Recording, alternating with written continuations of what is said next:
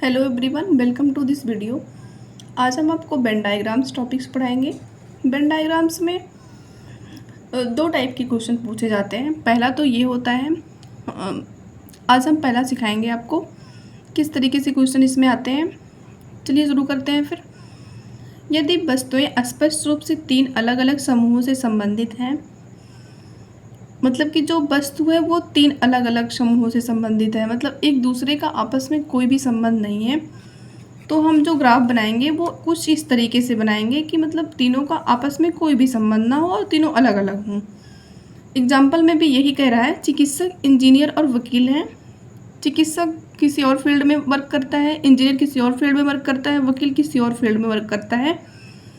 मतलब जो तीनों हैं वो अलग अलग हैं और इन तीनों का आपस में कोई संबंध नहीं है। तो हम जो ग्राफ बना देंगे वो जो डायग्राम बनाएंगे वो कुछ इस तरीके से बनाएंगे और तीनों अलग अलग बनाएंगे। पहला तो ये हो गया। दूसरे में ये बोल रहा है, यदि एक वस्तु दूसरी वस्तु के वर्ग से संबंधित हो और दूसरी वस्तु तीसरी वस्तु के वर्ग से संबंधित हो, मतलब कि ए बी से संबंधित हो, बी सी से संबंधित हो, ऐसा फिगर। जैसे कि एग्जांपल देखते हैं, सेकंड, मिनट और घंटे।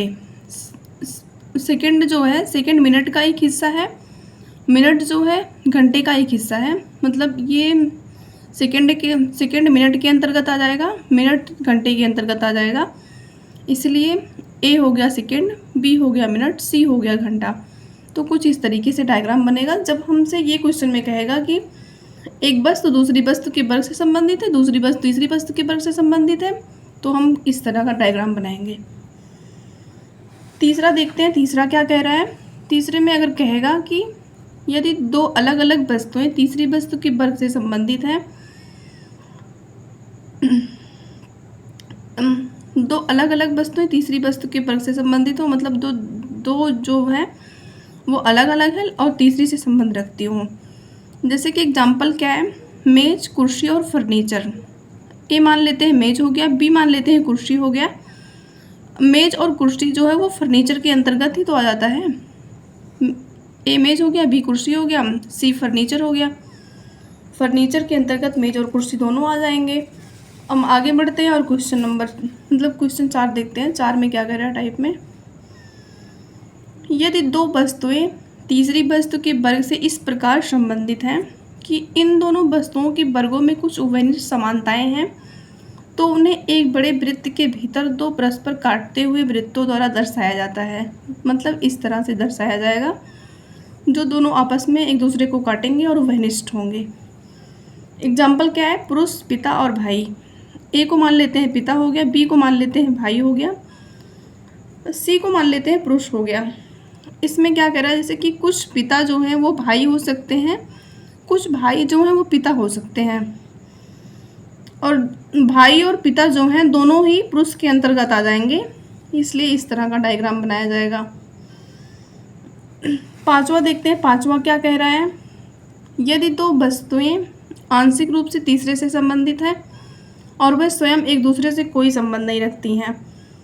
दो वस्तुएं जो हैं वो आंशिक रूप से तीसरे से संबंधित हैं लेकिन एक दूसरे से कोई संबंध नहीं रखती हैं। जैसे कि ए और सी का आपस में कोई संबंध नहीं है, लेकिन बी से इन दोनों का आपस में संबंध है।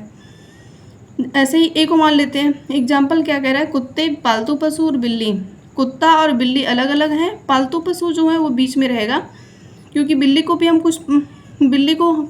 हम पालते हैं और कुछ कुत्ते को भी हम पालते हैं ऐसे। लेकिन इसको बोल सकते हैं कि कुछ कुत्ते और कुछ बिल्लियाँ पालतू पशु हैं, लेकिन सभी पालतू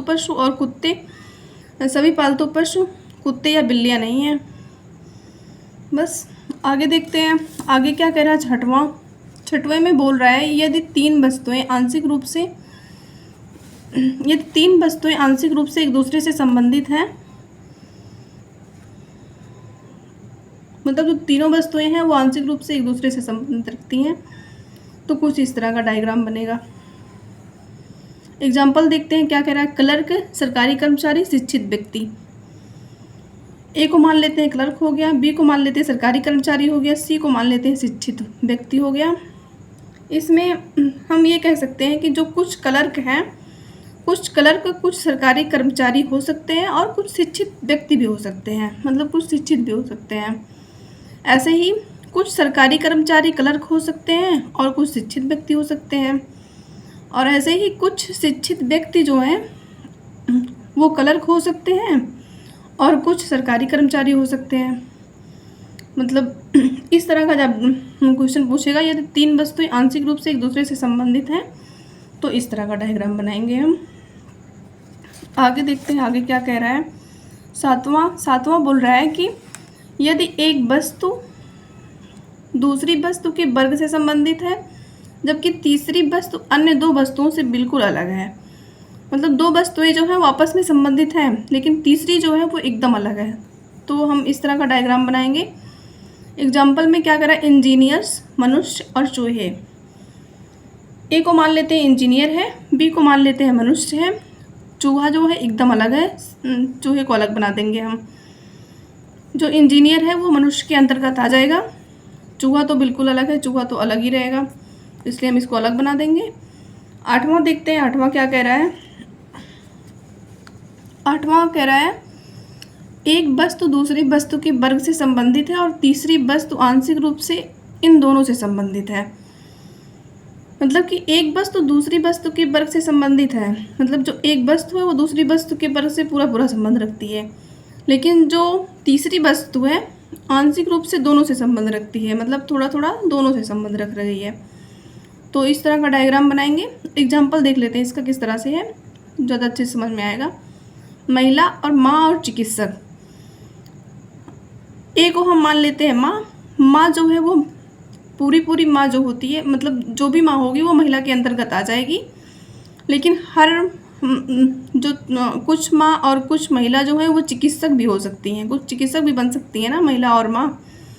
वो हम ये तो नहीं बोल सकते कि हाँ सभी की सभी माँ और सभी की सभी महिला जो है वो चिकित्सक हैं, लेकिन हम ये ज़रूर बोल सकते हैं कि हाँ कुछ माँ और कुछ महिला जो है वो चिकित्सक हैं। तो फिर इस तरह का डायग्राम हम बनाएंगे। अगर बोलेगा क्वेश्चन में कि एक वस्तु दूसरी वस्तु के वर्ग से संबंधित है और तीसरी वस्तु आंशिक रूप से इन दोनों से संबंध रखती है, तो हम इस तरह का डायग्राम बना देंगे। चलिए आज के लिए बस इतना ही। Thank you.